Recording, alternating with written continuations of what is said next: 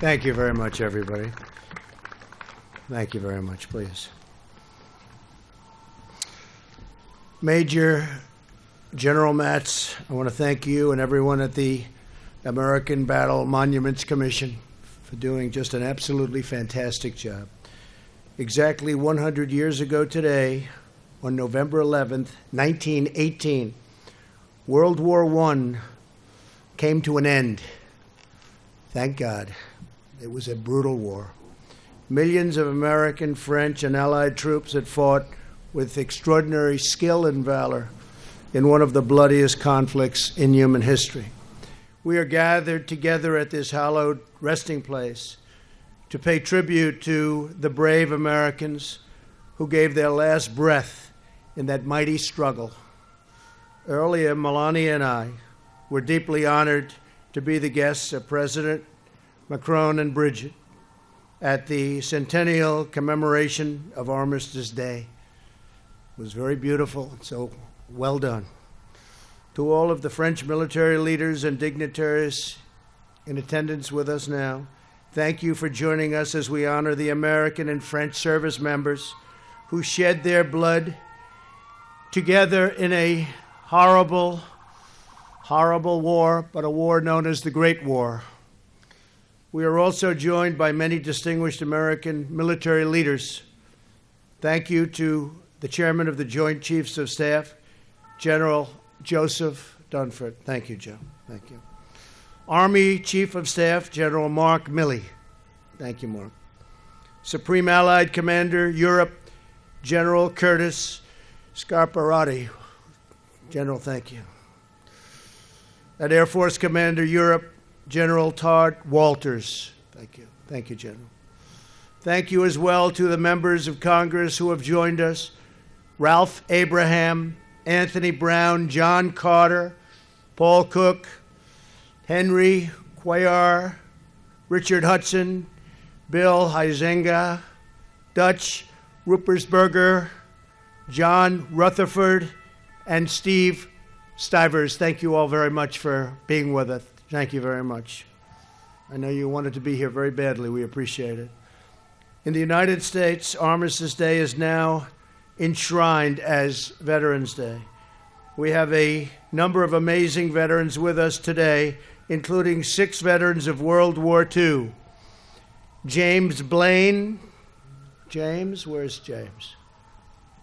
James, thank you. Thank you, James. Frank DeVita. Thank you, Frank. Thank you very much. You look so comfortable up there under shelter as we're getting drenched. You're very smart people. Pete Dupre. Pete, thank you very much. Gregory Melikian. Thank you, Gregory. Stephen Meldikoff. Thank you. Thank you, Stephen. And Jay Trimmer. Thank you. Thank you, Jay. Thank you. You look like you're in really good shape, all of you. I hope I look like that someday. You look great. America is forever in debt, and we are forever in your debt. We really appreciate you being here. We're also joined by another very special guest, a 13-year-old boy from the United States named Matthew Haskey. Matthew is in the 8th grade, and he worked and saved all of his money for 2 years to make this trip to France. He wanted to be here in person to honor the American heroes of World War I. Matthew, thank you. You make us very proud. Where is Matthew? Matthew. Matthew. Thank you very much. You're way ahead of your time, Matthew. Thank you. On this day in the year 1918, church bells rang, families embraced, and celebrations, as you know, filled the streets like never before in towns throughout Europe and the United States. But victory had come at a terrible cost.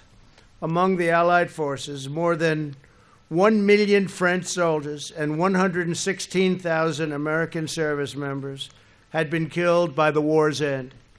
Millions more were wounded. Countless would come home bearing the lasting scars of trench warfare and the grisly horrors of chemical weapons During the final battle of the war, over 26,000 Americans lost their lives, and more than 95,000 were wounded.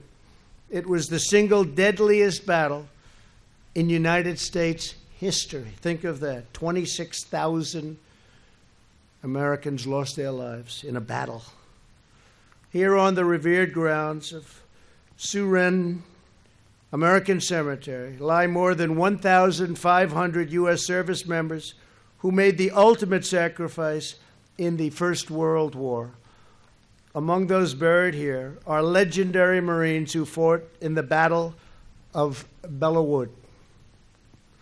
In that treacherous forest and the surrounding fields, American Marine soldiers and Allied forces fought, and they fought through hell to turn the tide of the war, and that's what they did. They turned the tide of the war. It was in that battle that our Marines earned the nickname Devil Dogs, arising from the German description of their ferocious fighting spirit. John Kelly knows that name, Devil Dogs, very well, John, right? Earlier this year, President Macron presented an oak sapling from Belleau Wood as a gift to our nation, an enduring reminder of our friendship sealed in battle. We fought well together. You could not fight better than we fought together. Sergeant Eugene Ware from Hazleton, Pennsylvania, was one of the Marines at Belleau Wood.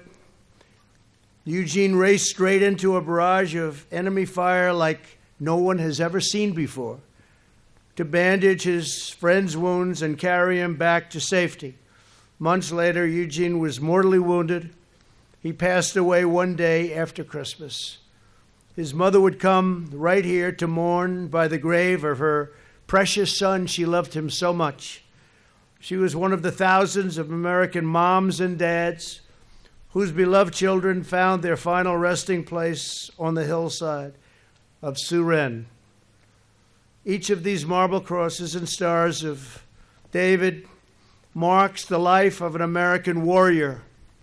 Great, great warriors they are, who gave everything for family, country, God, and freedom. Through rain, hail, snow, mud, poisonous gas, bullets, and mortar, they held the line and pushed onward to victory. It was a great, great victory. Costly victory, but a great victory. Never knowing if they would ever again see their families or ever again hold their loved ones. Here are the words of a young soldier named Sergeant Paul Maynard from a letter he wrote only a few days before the end of the war. Dear Mother, I think of you all at home, and I know if I am spared to get back, that I shall appreciate home more than ever, ever before. It will seem like heaven to me to be once more where there is peace and only peace. On November 11th, 1918, Paul died in the final hours of battle, just before the end. No, sadly, he did not make it. He was among the countless young men who never returned home, but through their sacrifice, they ascended to peace in heaven. Rest in peace, Paul. The American and French patriots of World War I embody the timeless virtues of our two republics: honor and courage, strength and valor, love and loyalty, grace and glory.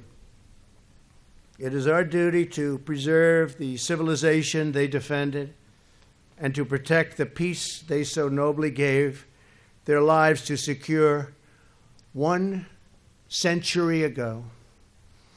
It is now my great honor to present Major General William Matz with an American flag as a symbol of our nation's gratitude to the American battle monuments.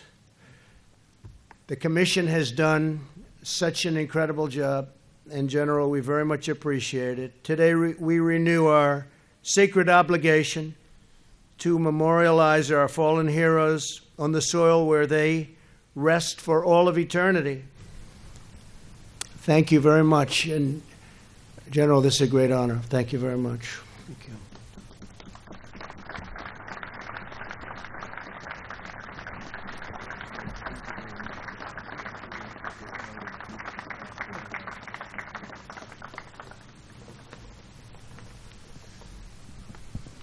Thank you all.